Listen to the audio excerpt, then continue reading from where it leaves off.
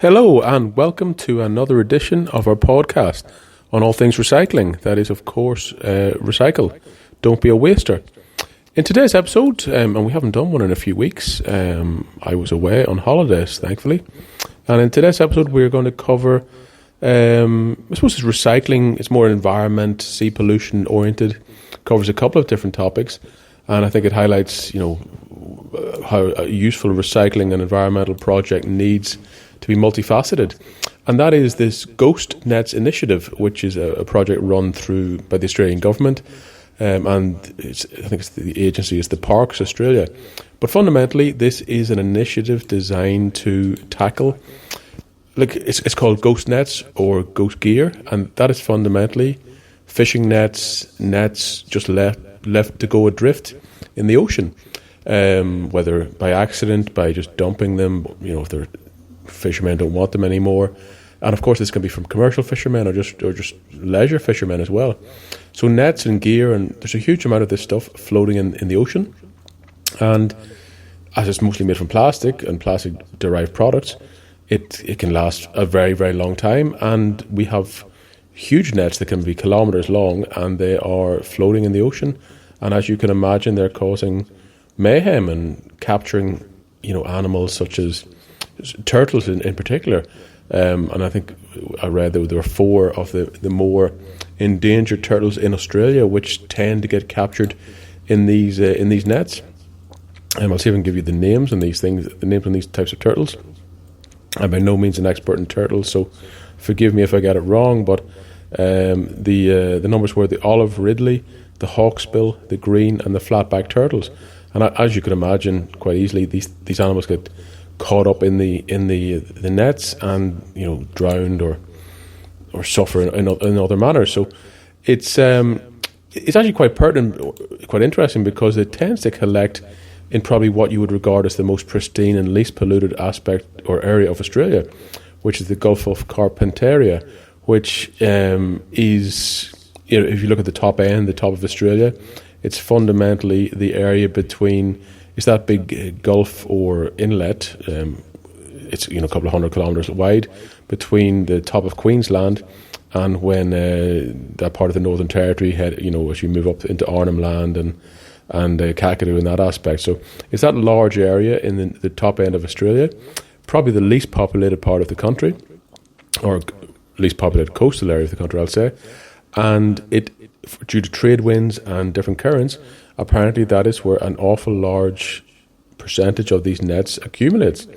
And so this project is launched by the Aussie government, paid for by the Aussie government, with the intention of seeking to prevent, reduce, remedy, fix this issue. And I suppose what they've tried to do is they've recognised that it's not just one problem, it's multiple problems.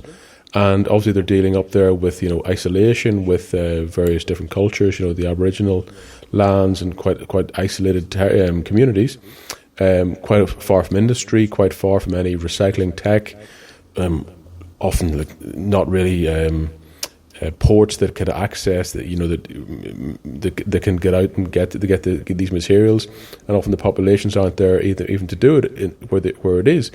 And so the project was launched. It was called the Ghost. What's the actual name? Ghost Nets Innovative Solutions Grants was launched just last year, roughly this month last year, October 22, with the intention of funding innovative projects and solutions that will address these issues. So what they did was they put an open competition. And people put in their applications of their projects, and they were awarded grants ranging from $110,000 up to $400,000. And to date, I think over $3 million Australian dollars has been allocated. And it's a wide variety of actual projects. The ones I'm reading here, Sea Shepherd Australia, and their projects are really beach cleanups in remote territories, remote communities. The importance of beach cleanups is because obviously what's on the beach has got a very high chance of getting washed back into the ocean. Other ones are educational projects around some of the Northern Territory and Queensland remote communities to inform them about the importance of, how important this is, and also to promote cleaning up of the oceans, cleaning up of the beaches. Other ones are designing a custom designed vessel, particularly for this project. So a purpose-built vessel will increase the capability of, I actually can't pronounce that name, Anidangawanga, land and sea rangers to remove over 250 existing ghost nets mapped across the Groot Archipelago region in hard-to-access coastal areas. So this is a very remote area up there in the top end, and that boat will be stationed there with the intention of, being, suited directly to this task. Another one of plastic pirates.